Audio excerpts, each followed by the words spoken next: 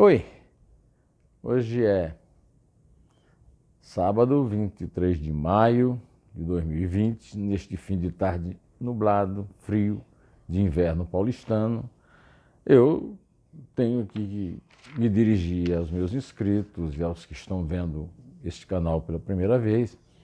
A esse eu peço que se inscrevam se gostarem deste vídeo, e aos inscritos que deem like se gostarem e like se não gostar, se compartilhem, que indiquem para outros amigos se gostarem muito. É claro que eu vou falar do levantamento do sigilo do vídeo em que foi gravada a reunião do Conselho de Governo que o Moro, o ex-ministro da Justiça e da Segurança Pública, o ex-juiz Sérgio Moro, considera prova fundamental de várias acusações gravíssimas que fez contra o presidente Jair Bolsonaro, a principal das quais é a tentativa de interferir politicamente, mudando o superintendente da Polícia Federal no Rio de Janeiro para evitar que a polícia continuasse investigando parentes e um amigo citado por ele na reunião. O Celso de Mello liberou integralmente, à exceção de referências desairosas sobre a China, o maior parceiro comercial do Brasil, e o Paraguai, um grande parceiro, sócio, inclusive, na represa de Itaipu, etc. Muitas pessoas, inclusive algumas que eu respeito, já disseram, mas não houve nada. Não, para mim, há uma prova material do crime, porque mesmo as dificuldades que o Bolsonaro tem com a língua portuguesa não evitaram que ele explicitasse, até com gestual, ele olha para a esquerda onde está o Sérgio Moro para ameaçar os ministros que não obedecem de demissão. Então, o gestual, tudo, conspira contra as narrativas mentirosas que o advogado-geral da União, que eu quero advertir que não é advogado-geral do presidente, ao contrário do que acha o Bolsonaro e do que achava a Dilma, é da União, e a União é executivo, legislativo e judiciário. E o senhor José Levi Amaral Júnior devia ter sido instruído pelo chefe da sua mulher, o ministro Gilmar Mendes, disso. Não pega bem para ele inaugurar a sua atividade inventando versões narrativas que não resistem a uma visita a um arquivo. A história de que o presidente estava se referindo ao chefe do Gabinete de Segurança Institucional e à segurança pessoal da família. Inclusive, a liberação do vídeo é muito importante, porque o próprio contexto da reunião indica claramente isso. O general Luiz Eduardo Ramos mente a ponto de dizer que o presidente, dizer à Polícia Federal, que o presidente olhou para Augusto Heleno, quando na verdade todo mundo viu, quem viu o vídeo viu que ele olha à esquerda, na direção do Sérgio Moro, que está à esquerda do vice-presidente Mourão. Nem preciso falar da questão das promoções no gabinete, nada. Mas eu quero falar de coisas muito mais graves do que esse, crimes muito maiores do que esse. O primeiro crime é quando o presidente reconhece que tem um serviço particular de informação. Não pode. A informação a informação que chega ao presidente e aos ministros é detalhada em leis a respeito disso. Não existe permissão legal para que o presidente tenha um sistema particular de informações. E aí, nesse sistema, a respeito desse sistema, ele dá uma entrevista à Jovem Pan e conta que tem um oficial da reserva, não sei o quê, e um sargento do BOPE. O BOPE é aquele grupo de elite da Polícia Militar do Rio,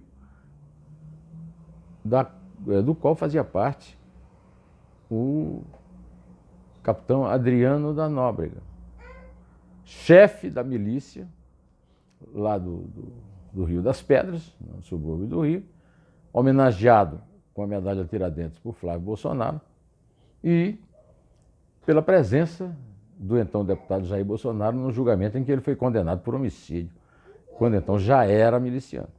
Então, essa questão das milícias me veio à mente, e no qual fui reforçado ao conversar com o Modesto Carvalhosa, professor da USP, e com o ex-juiz desembargador, né, hoje aposentado, Walter Maierovitch, presidente do Instituto Giovanni Falcone, que é o juiz mártir da Operação Manipolite, Mãos Limpas, da Itália.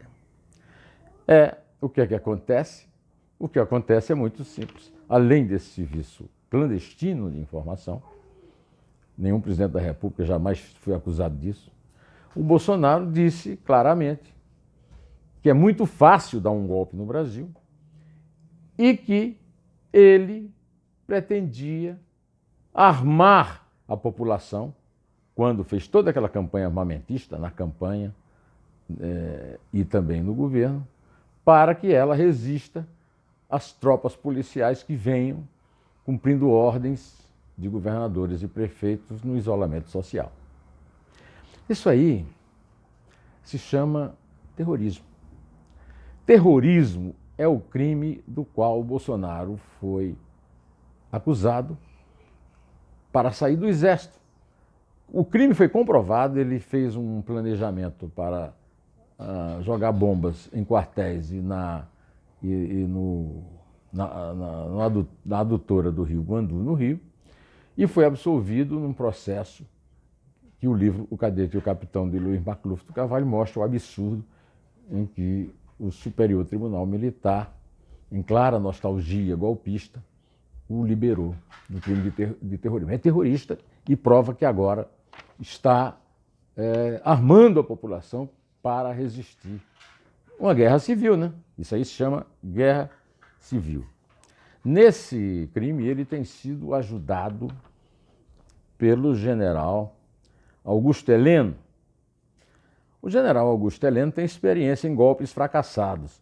Ele era ajudante de ordens do general Silvio Frota em 1977, quando o general Silvio Frota tentou reunir os comandantes de exército para resistir à demissão do presidente Ernesto Geisel, quando ele tentou dar um golpe para derrubar o Geisel. Augusto Heleno sempre foi frotista, é até hoje, e é golpista. E foi nesse sentido que ele escreveu uma nota absurda, porque escrita por um analfabeto, não havia nenhuma ordem do Celso de Mello, decano do Supremo, para apreender os celulares de Jair e Carlos Bolsonaro, mas apenas um aviso de que havia uma notícia crime feita por partidos políticos pedindo isso, encaminhada ao Augusto Aras, o Procurador-Geral da República, cuja ação está me fazendo parecer que virou um puxa-saco presidencial da República das Bananas do Vale do Ribeira, a respeito. E o que é pior, o general Fernando Azevedo de Silva, ministro da Defesa, teve a cara de pau de dizer que o Augusto Heleno teve o aval das Forças Armadas naquele destampatório absurdo. Essa criação de milícias para garantir o direito de ir e vir, portanto a liberdade, que é um bem maior da democracia, ela lembra você me desculpa, vou ter que ler, porque eu não sei dizer essa palavra alemã assim. A Sturmabteilung, as SA, Destacamento Tempestade, tropas de assalto, que eram chefiadas por um homossexual chamado Erich Homme. Eu não estou falando homossexual aqui como preconceito, é que ele caiu em desgraça com Hitler por ser homossexual e o Hitler mandou executar vários membros dessa SA para se livrar dela, né?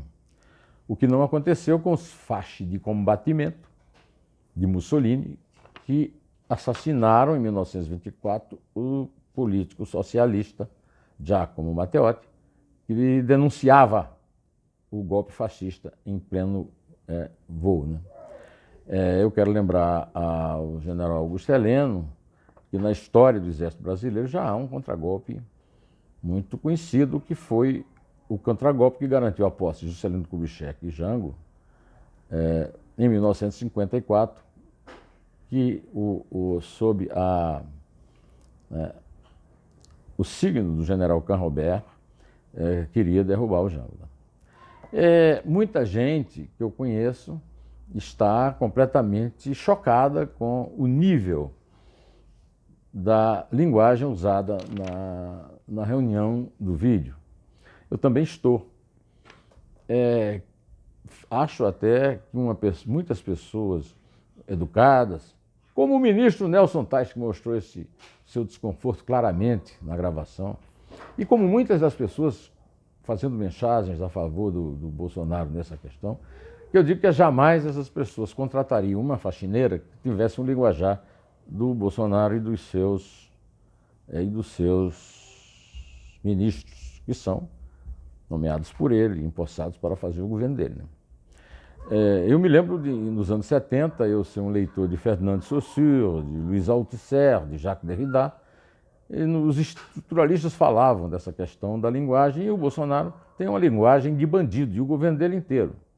Bandido, preguiçoso, você não vê na reunião nada que possa parecer com algum plano para enfrentar a pandemia. Na verdade, a pandemia só é assunto do ministro do Meio Ambiente, o Salles, Ricardo Salles, propondo passar por cima do Congresso e das leis para cometer crimes ambientais. Mas eu quero aqui também dizer que me arrependo de ter feito uma piada quando a deputada Carla Zambelli disse que o Sérgio Moro foi desmentido por ser desarmamentista. E fica claro na reunião que o Bolsonaro disse que o projeto armamentista dele é golpista. E ele se dirige a duas pessoas na reunião, Sérgio Moro e o ministro da Defesa, ou seja, o ministro da Justiça e o comandante o chefe das Forças Armadas, o general Fernando Azevedo Silva. O plano do Bolsonaro é um plano de miliciano, eu já falei a respeito disso. Quanto ao general Fernando Souza e Silva, ele soltou uma nota dizendo que o general Heleno demonstrou ser analfabeto, porque o Celso de Mello não tinha alternativa, ele tinha que avisar o Bolsonaro e ao Augusto Aras, que o general Heleno tinha um apoio das Forças Armadas. Eu quero lembrar que o general Fernando Souza e Silva, quando houve o desabamento de uns prédios na Muzema, ele fez uma declaração. A milícia começou numa intenção de proteger as comunidades, na boa intenção. Começou com uma intenção de ajuda, mas desvirtuou e são bandos armados. Eu, à época, escrevi um artigo no Estadão intitulado Nunca houve milícia do bem, general. E é sobre isso que eu quero, encerrando aqui o meu vídeo, para que você não perca a paciência de vez, dizer que não há milícia do bem. Essa milícia proposta pelo Bolsonaro é mais do que golpista, é um crime grave de Estado. E eu só quero saber até quando o Bolsonaro vai usar a pandemia, que ele tanto despreza, para ficar no governo. Porque ele fica no governo porque não pode ter gente na rua, não pode fazer reuniões sobre o impeachment no Congresso. Que história é essa? Quer dizer que o Bolsonaro vive desprezando os mortos da pandemia, a ponto de não repreender o ministro que sugeriu que o governo aproveitasse que a imprensa só está cuidando da Covid para cometer crimes ambientais, e aí permanece por causa disso. É isso que salva o mandato dele? Não há mais cidadãos decentes no Brasil que se choquem com palavrões pronunciados numa reunião de governo? Pior ainda, uma reunião de governo que não tem uma ação a não ser a senhora Damares Alves, que é uma louca, que tem que ir para um hospício, dizer que vai pedir à justiça a prisão dos governadores que decretaram isolamento social, que é, no mundo inteiro, a única solução para uma epidemia, para uma pandemia, que não tem vacina nem remédio de cura, e que a revista The Lancet já provou num estudo com 90 e tantos mil pacientes, que a cloroquina mágica do presidente homem da cobra Jair Bolsonaro, o mesmo que trabalhou pela aprovação da pílula do câncer, de um picareta lá da USP. Pois estamos em segundo lugar, atrás apenas dos Estados Unidos em matéria de pandemia, e o Bolsonaro continua se aproveitando disso para ficar no governo, enquanto os falsos heróis da democracia ficam participando de fancaria, né, de farsa, como aquela reunião de governadores, o presidente do Congresso, o presidente da Câmara, que deviam já ter denunciado isso e ter denunciado isso que eu acabo de falar aqui, que é a visão de toda pessoa inteligente do Brasil a respeito dessa reunião e desse vídeo. Para terminar, eu digo aqui a vocês que não dá mais para suportar o insuportável, tolerar o intolerável, nem passar pano em crimes gravíssimos contra a democracia que estão sendo cometidos nas ruas por tropas de assalto nazi, bolso, PT fascistas, e o Brasil está na hora de render homenagem à bandeira, ao hino, a Deus, seja o que quer que for, mas, sobretudo, a inteligência do cidadão brasileiro, que não pode ser tratado como imbecis por gente como os participantes dessa reunião, que eu quero pedir desculpa, porque comparei com a reunião de boteco sujo, e não há nenhum boteco que seja sujo o suficiente para aceitar uma linguagem daquela que foi usada na reunião. Bom, direto ao assunto. Em pé, e só a verdade mesmo, de verdade, nos salvará. No caso, Derrida é pós, né? Derrida é pós. Pós-estruturalista.